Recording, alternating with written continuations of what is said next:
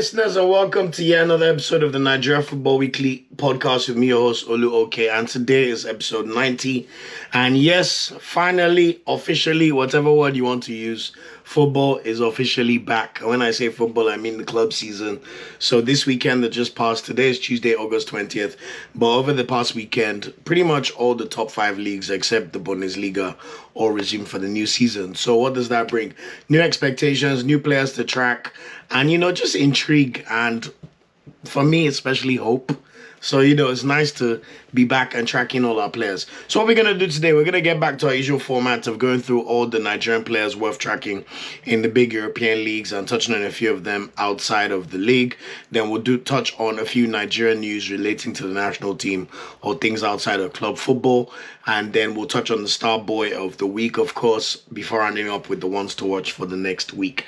So without any further ado, let's get into it, starting with, the creme de la creme, the Premier League. So the Premier League resumed on Friday night, and we duly had 2 of our Nigerian boys in action as well.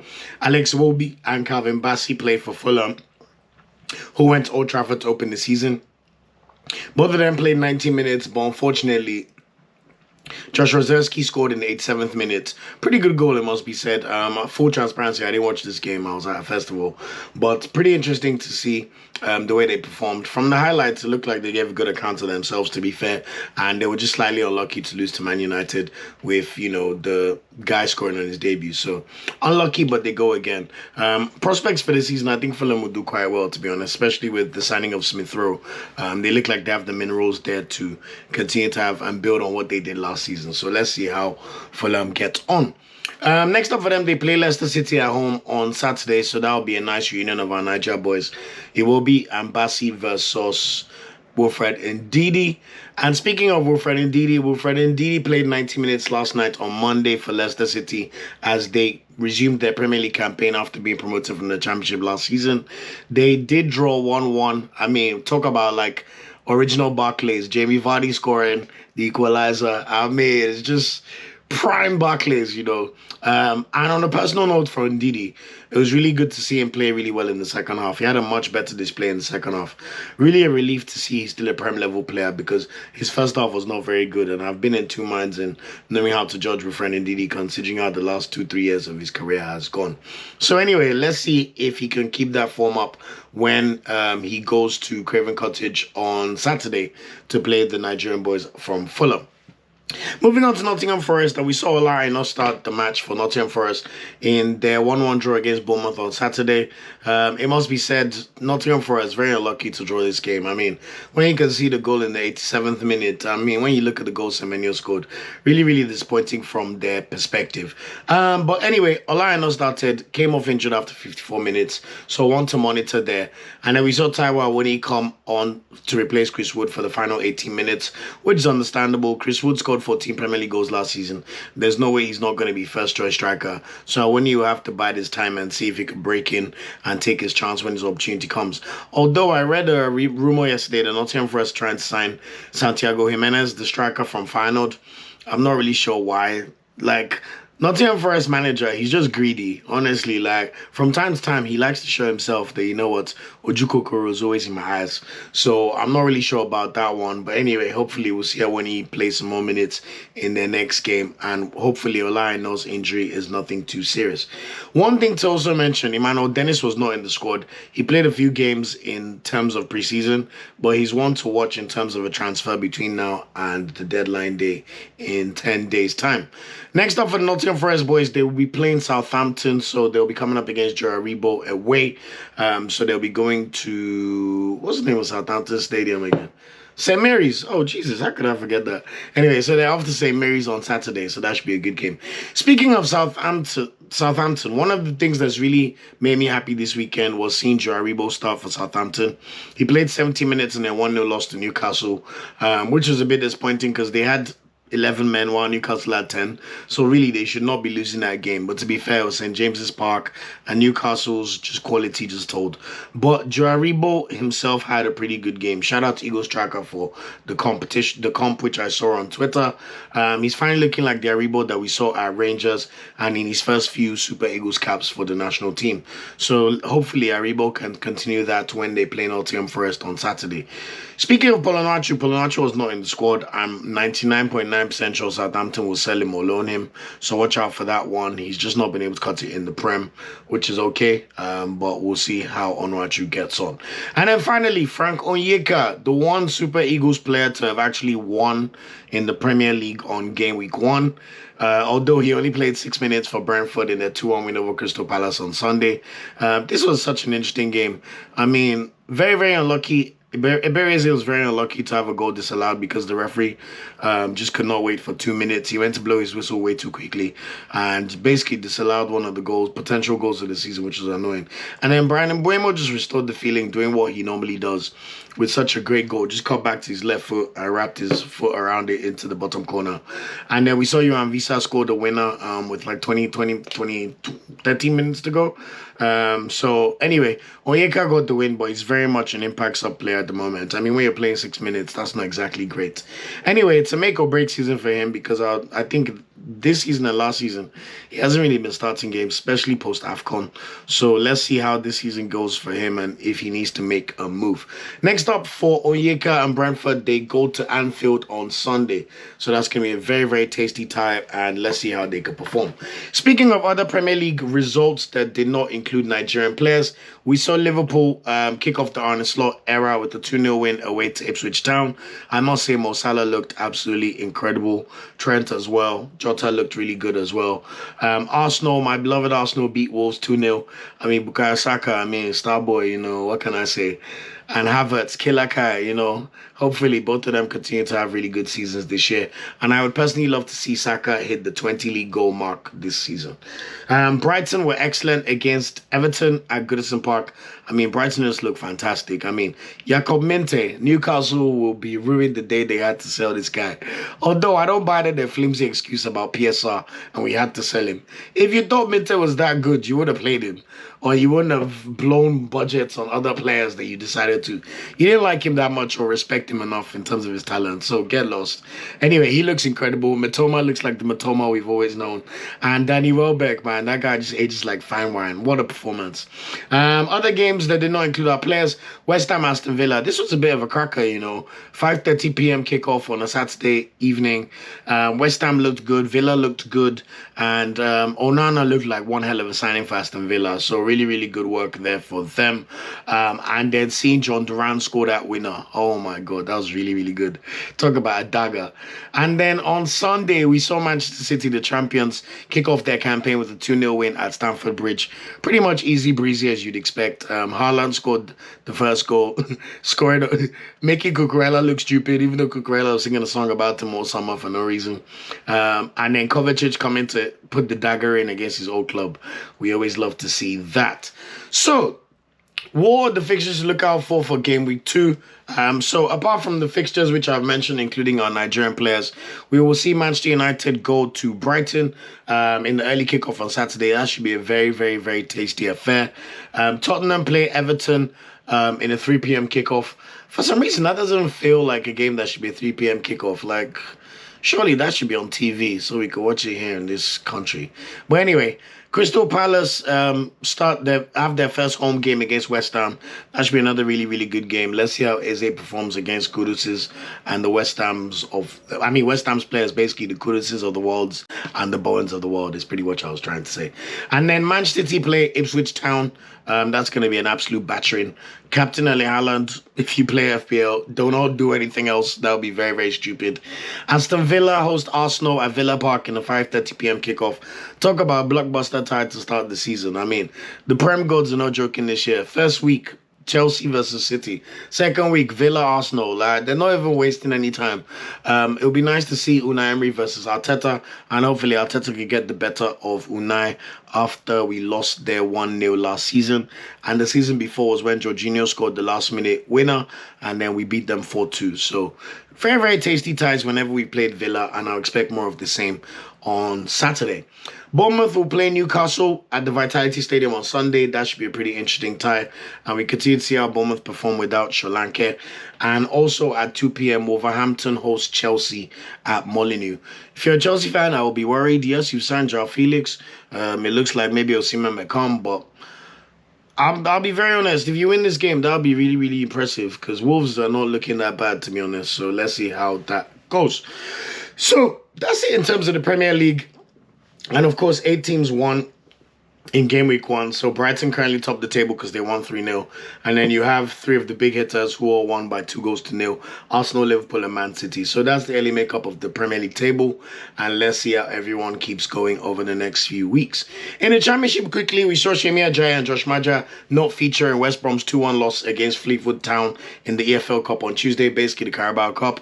But they both played 90 minutes in their 0-0 draw against Leeds on Saturday. So they have 4 points to start the season after 2 games. Not bad. Currently in 5th place. Next up for them, they play Stoke away on Saturday. Tom Dele-Bashiru's Watford, they're currently 3rd. 2 wins in 2 games to start the season. Tom Dele-Bashiru started both the Championship game and also started in Watford's 5-0 win over MK Dons on Tuesday AFL Cup. So Watford are looking pretty good, at least so far, and it looks like they'll be a big, big contender to get promoted from the Championship this season. Next up for them, they play Derby County at home, so that should be an interesting game to watch. Luton Town, Elijah Adebayo played 78 minutes in their 0-0 draw against Portsmouth on Saturday. It was their first point of the season, so they need to really pick up the pace. And then Mohamed Tijani, the Nigerian striker who just signed for Plymouth, where Wayne Rooney is the manager, was not in the squad both in their game on Wednesday and against Hull on Saturday. So let's see if he can recover for their next game against QPR away on Saturday. Moving on to Serie A, Ademola Lookman was in action in UEFA Super Cup, playing 90 minutes as Atalanta lost 2-0 to Los Blancos Real Madrid on Wednesday. It was a very, very good game, I must say. And Mbappe, of course, scored his goal on his debut for Real Madrid. However, it must be mentioned that Lookman was left out of the squad for Atalanta in their 4-0 win over Lecce yesterday on Monday night. There are rumours of strong interest from PSG, so one to watch between now and the end of the season. I don't begrudge him moving to PSG. I mean, they're one of the giants of club football, so let's see how it happens. However, I am a bit apprehensive about these kind of moves because you're at Atalanta, you're a starting player, you're the main player, you've done all of this. You go to PSG, are you going to then compete with Barcola and Dembele for slots on the wing?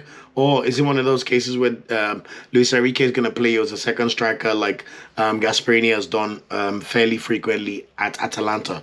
So one to watch, but let's see what happens with Lookman and this proposed or protracted move being mentioned.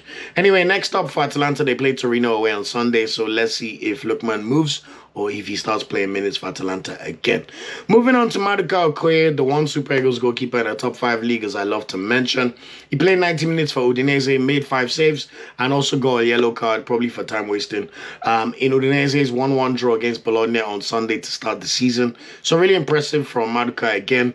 And next up for him, he plays Lazio at home on Saturday. Speaking of Lazio, my God, Fisayo Dele-Bashiru. Oh my God. Fisayo Dele-Bashiru played 90 minutes in Lazio's opener for the season. They beat Venezia 3-1 at the Olimpico. Yes, Venezia have just been promoted, but you have to beat who's in front of you. And that is what you call an arrival, I'm telling you guys. Handed the number 7 shirt by Lazio's manager, Marco Baroni, who did an excellent job last season for one of the promoted teams. Was it Verona, I believe? But he did pretty well. But boy, did he have a debut to remember. I watched the highlights. He was everywhere. And the extended one, like 15 minutes. Like, constantly involved in all their attacks, breaking through the lines. Fantastic ball carrier. You could see his lung capacity, strength, and just movement and his touch on the ball. And he constantly made good decisions whenever he had to pass the ball or cross the ball or make a challenge. And he just looked unbelievable. Let me tell you something, Nigerians. Fisayo Dele-Bashiru is manna from heaven. Sometimes God just drops a gem on your hands from nowhere that you're not sure when you need and you're not like, we need a player, and he just comes from nowhere. It reminds me of when Super Eagles did not have a left back for a long time, and then one day Zedu Salensi started playing well, then moved to Porto. So I'm telling you guys, Fisayo Dele-Bashiru, this guy was playing in League One 2 seasons ago. Went to the Turkish league, had an unbelievable year for a pretty mid-table club. Now he's moved to Lazio. First game already balled out. Number 7 shirt. What is pressure? Despite all the nonsense, even the racist chanting, whatever it is that affects him, Fisayo does not give. What's that Fino song? Do I look like I give it? That's Fisayo Dele-Bashiru, I'm telling you. We even knew about his brother Tom Dele-Bashiru before him. But let me tell you, Fisayo's the chosen one. First game for the Super Eagles. 1 cap, 1 goal in the World Cup qualifier against South Africa. Wearing the number 10 shirt. Let me tell you, this boy is ready, man. And let me tell you, I'm a big believer. So watch out for Fisayo, and off to an excellent start already. I told you Serie A is good omen for Super Eagles players. And look already, Fisayo don't they shine already. Now, the one player who I'm still hoping that his season can ignite and things will work for him is Samuel Chukwueze. Samuel Chukwueze played 60 minutes in AC Milan's opener against Torino on Saturday. It was nice to see him start under the new manager, Fonseca, which was good. But he just needs something to break in his favor. The same way in preseason, he was able to score these winning goals against Real Madrid or was in Man City.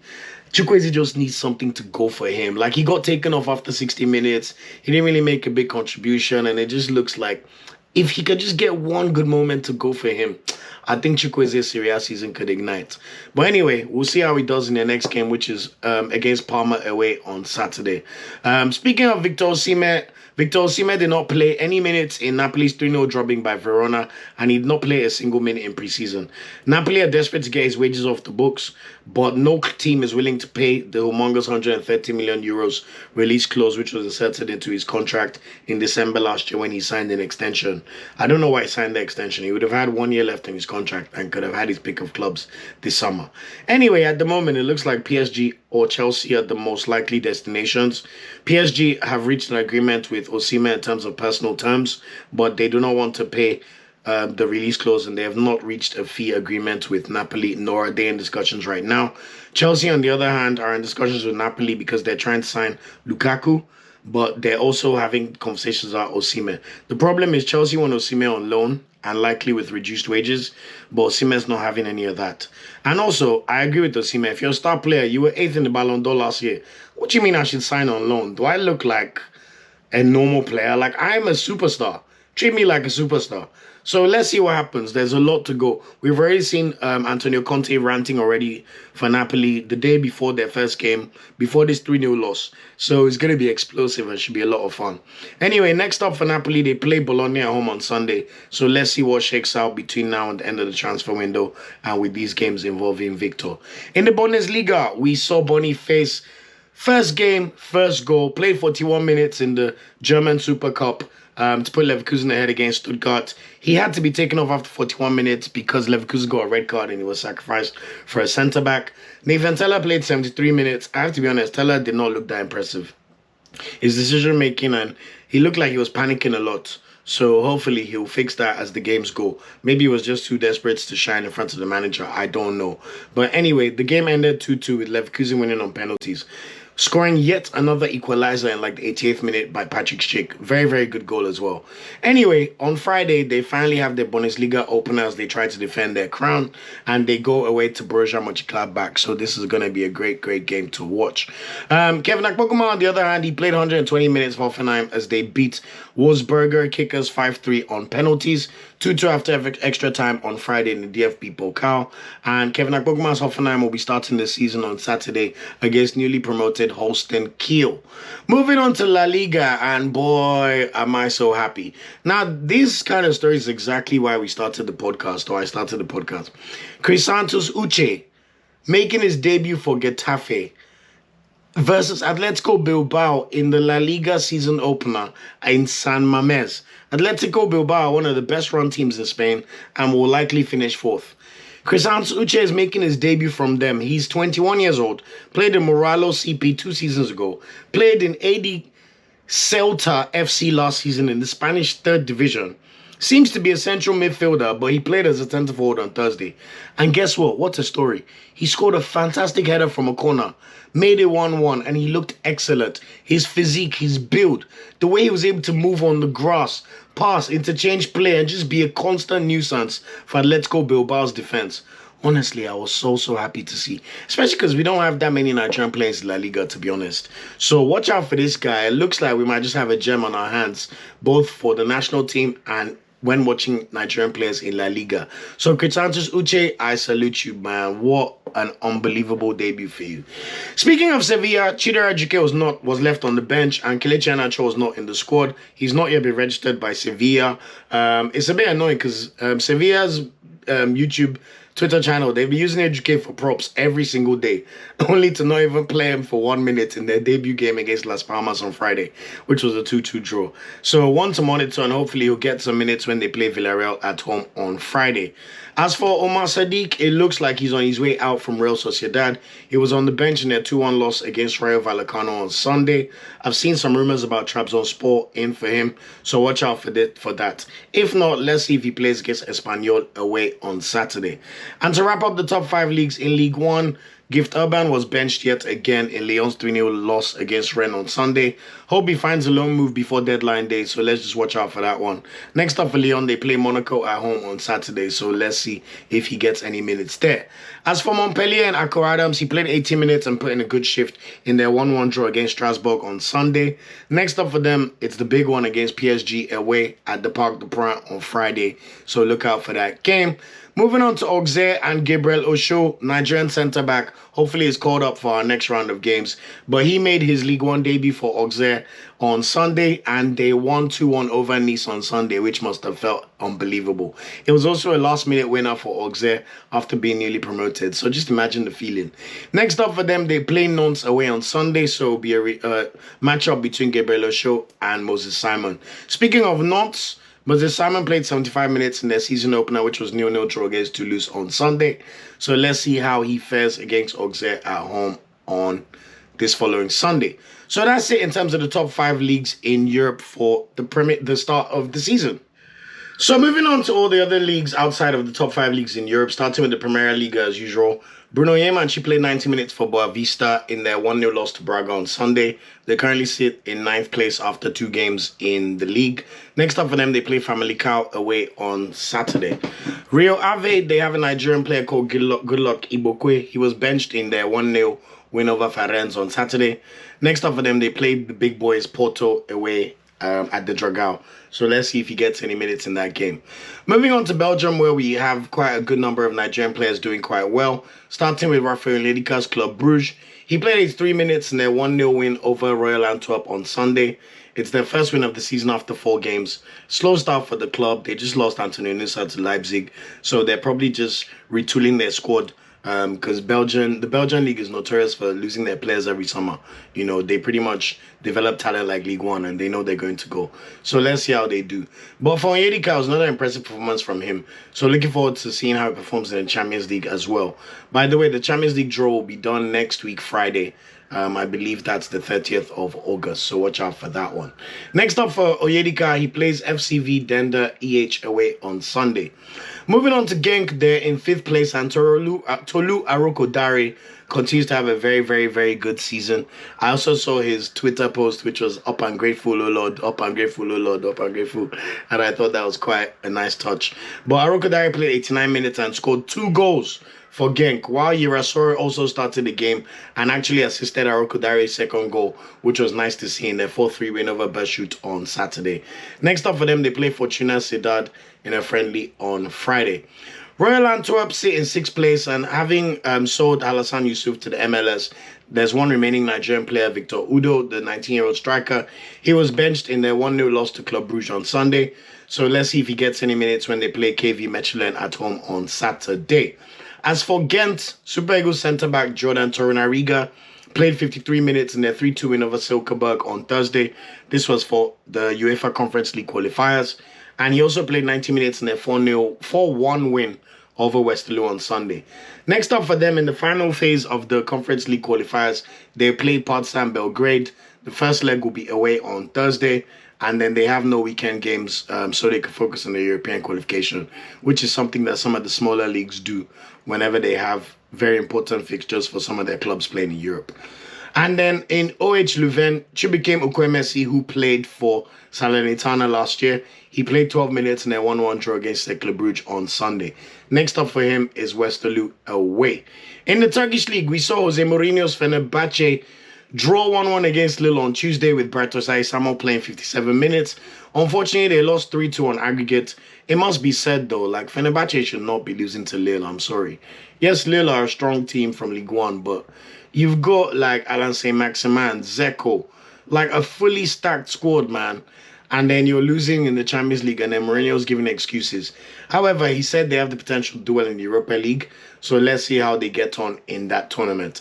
However, over the weekend, they also had their first game of the Turkish League season, and they drew 2-2 away to Getafe, with Osayi-Samuel also starting the game, but being taken off after 74 minutes. Next up for them, they play Rizspor away on Sunday. Also, it's been a welcome back to the Turkish League for Antonino Akwame after he signed for Trabzonspor. He re-signed for them. Remember, he won the league title for them a few seasons ago, and now he's back. He played 30 minutes in their 2-0 loss to Rapid Wien on Thursday in the Europa League qualifiers, which means they lost 3-0 on aggregate, and they've now dropped down to the Conference League qualifiers. So they'll be playing St. Gallen of Switzerland on Thursday in the Conference League qualifiers. And then on Monday, they play a home game against Kayserispor. As for Kenneth Romero and Kasim Passa, he played 6 minutes off the bench in their 1-1 draw against Hatayspor on Monday. Next up for them, they played Demirspor at home on Sunday. Still no club for Ahmed Musa, by the way. We'll see what happens with that one. In the Scottish League, Cyril Dessers continued his good streak of form. He played 90 minutes while Leon Balogun was not in the squad. Initially, they lost 2-0 to Dynamo Kiev in the Champions League qualifiers on Wednesday. To be fair, they played most of the game with 10 men, so it was really difficult. So they bowed out of Champions League qualifiers and they will play in the Europa League. However, we did see Dessers play 45 minutes over the weekend in the Scottish League Cup, and he scored a goal and got an assist against St. Johnstone. So pretty good work from Dessers there. Next up for them, they play Ross County at home on Saturday. And then in the South African League, we saw Lysander's Orlando Pirates play in the CAF Champions League first leg qualifiers. This was the first round and the first leg. They drew 0-0 against Disciples FC away, and then the return leg will be at home on Friday at Orlando Pirates. In the Czech League, Igor Ubo continues to impress. I've told you guys numerous times I want to see this guy in the next Nigeria squad. He played 90 minutes in the Champions League qualifiers for Slavia Prague on Tuesday as they beat Union Saint-Gilloise 1-0, which means on aggregate they won 4-1. He also played 90 minutes over the weekend in the league as Slavia Prague beat Tbilisi 2-1 at home. Next up for them, they play in the final round of Champions League qualifiers where Slavia Prague have been rewarded with the tie against Lille, who knocked out Osayi-Samuel and Jose Mourinho's Fenerbahce. So the first leg will be tonight on Tuesday, literally today.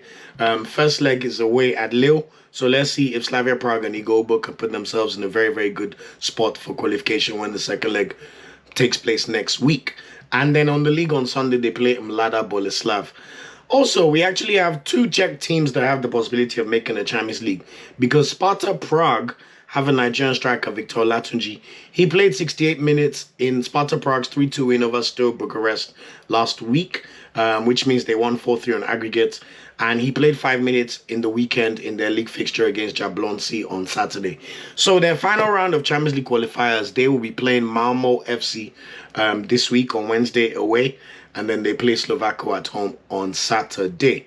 In terms of Nigerian news to also keep you abreast on, we also saw the MPFL teams in Champions League qualification. So Enugu Rangers played against Zilmaju from Comoros. Remember, this is the first round qualifiers for the CAF Champions League. After this round, there will be yet another round of qualifiers, which is home and away, which will then determine the teams that go straight to the CAF Champions League group stage. Remember, no Nigerian team has made the CAF Champions League group stage since the 18-19 season, which is when Liverpool won the Champions League against Tottenham. That's how long ago it is. So we're really hopeful that one of our teams can make the CAF Champions League group stage this time. Enugu Rangers will play the second leg at the Godswill Akpoguma Stadium in Uyo, which will be this Sunday. So hopefully they could build on their 1-0 win away against the team from Comoros and seal qualification into the second round of the Champions League. Also, Remo Stars were in action against AS FAR. This is a Moroccan team that finished second in the Moroccan League last season. Remo Stars won the first leg 2-1 at home on Sunday in Ikene. So really good performance from them. And we saw Ismail Sadiq, the Super Eagles right back, score a really, really good header to make it. I think that was the second goal. Anyway, the return leg will be on Sunday in Morocco. That's going to be a very, very tough game. But hopefully we can see Remo Stars pull through in that fixture. Super Eagles news, still no head coach. We have our first AFCON qualifier in 19 days. I mean, we're just hearing more rumors, but at this point, whatever NFF want to do, man, it gets us it be. When they tell us, they'll tell us. But we're playing Benin Republic literally on the 7th of September. And mind you, this is the team that we've already lost to in our most recent game in the World Cup qualifiers. So, I mean, what can we say? If we lose now, they'll complain. But what do you mean that the game is on the 7th of September, which is literally 18 days away, and we don't have a head coach? We don't know who it's going to be. So, NFF, now you do that one. No. Anyway, Star Boy of the Week. After being inspired by the Olympics, I want to do a podium because we have quite a few good performances this week. So in bronze place, I think it's a tie between Cyril Dessers, who got a goal and assist from the bench for Rangers. We have to take into account the quality of the league. And I also wanted to shout out Fisayo Dele-Bashiru for a very, very impressive performance for Lazio in his Serie A debut. Silver medal for podium this week goes to Laura Kodare. When you score 2 goals in any league, you're doing really well. And he continues to flourish for Genk, so long may that continue. But gold for me this week and Starboy of the Week has to be Chrisantus Uche. As I said, we don't have that many Nigerian players in La Liga. It's not a league that we've really had players shining since Chukwueze left. But for you to come in on your league debut for Getafe, coming straight from the 3rd division in Spain, and to score a header from a corner, great header as well. And your all-round play is so impressive that Getafe are slapping you all over social media. My friend Chrisantus Uche, you're a star boy, and congratulations for your performance and your debut in the league. Ones to watch for this week, starting with the Champions League qualifiers I've mentioned. On Tuesday, Iwobi is in action tonight for Slavia Prague against Lille. And then tomorrow, we'll see Victor Olatunji Sparta Prague play against Malmo in the Champions League qualifiers. On Friday, Akko Adams Montpellier go to the Parc des Princes. So that should be an interesting game to see how they perform against PSG. And then we also see Victor Boniface and Nathan Tella in their Bundesliga opener away at Borussia Mönchengladbach. On Saturday, we have an array of fixtures for everyone's viewing pleasure. Starting with the Premier League, of course, we've got Fulham versus Leicester, so Super Eagles versus Super Eagles. Alex Iwobi and Calvin Bassey versus Wilfred Ndidi. And then also we have Southampton playing Nottingham Forest. Joe Aribo versus Taiwo Awoniyi / Ola Aina, who's likely going to miss the game. In Serie A, we have Udinese playing Lazio at home. So Maduka Okoye will come face-to-face against Fisayo Dele-Bashiru. Look at me still thinking of Tom sometimes. And then my star boy of the week, Chrisantus Uche, will be in action against Rayo Vallecano to make his home debut for Getafe, and hopefully he can build on his incredible debut. On Sunday, we will see Frank Onyeka's Brentford go to Anfield to lock horns against Liverpool, and finally, we'll see Gabriel Osho's Auxerre go away to play Moses Simon's Nantes. So that's it for episode 90 of the Nigerian Football Weekly podcast. Thanks again for rocking with me. Remember, you can find us on all social media channels. We are Nigerian Football Weekly everywhere except on Twitter, where we're at NFWPOD. You can also find us on YouTube at Nigerian Football Weekly. Thanks again for listening and rocking with me. Appreciate every single listener, and it's great to be back. And let's get it this season. Long may our players flourish and the Super Eagles flourish. Take care and see you next week. Ciao, ciao. Thanks for watching this video. Please like, share, subscribe, and click the bell to get a notification whenever we drop a video. You can also find our social media channels listed below. And of course, up Super Eagles and Nigeriano the ever carry last.